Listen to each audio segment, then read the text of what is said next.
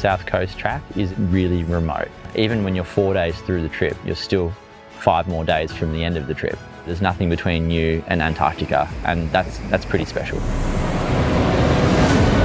This track is an 85-kilometre multi-day expedition. It traverses rugged mountain ranges, pristine beaches, and includes river crossings and beautiful campsites.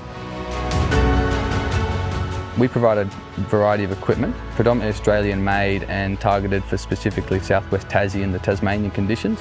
You can bring your own equipment as well, but it gives you a chance to try out something new.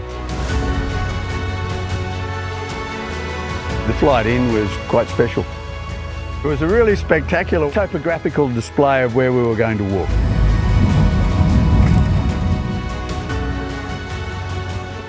Tasmania has thousands of years of Indigenous history, so part of being out here is paying tribute to that history.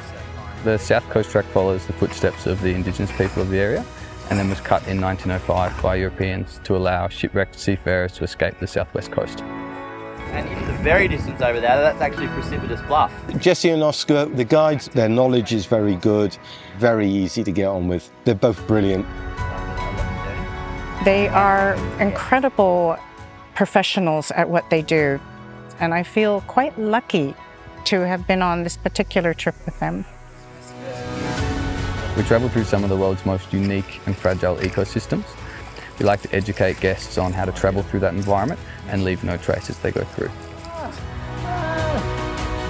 Look, I hate the mud, but our guide pointed it out to us. If we go around the mud, the track gets wider and wider and wider. And it's important for me to not have that impact on the environment, so go through the mud. Awesome, man. This trip is very challenging.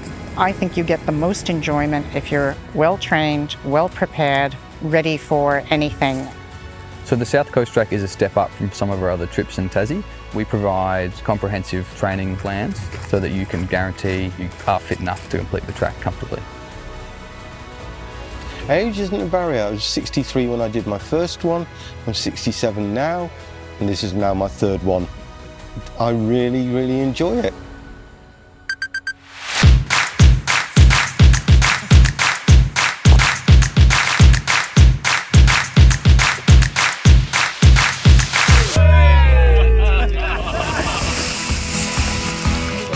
There are overhanging trees, there are roots, and it's a full body workout actually.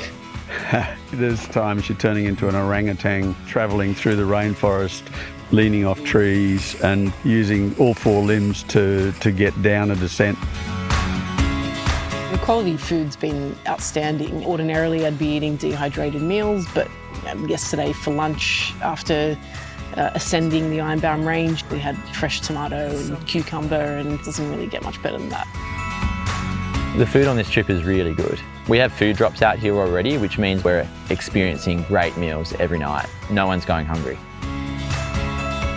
Throughout the 9 days, you can expect to see a variety of different wildlife, from Tasmania's endemic and unique mammals to special sea life and bird life along the coast. So around camp you might see paddy melons, fish, sea life, and you also might see a cheeky quoll trying to get your snacks.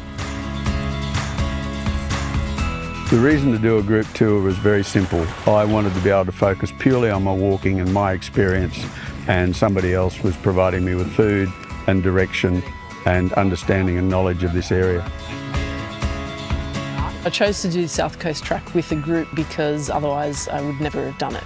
I lacked the confidence to do something quite this long, this remote, unguided.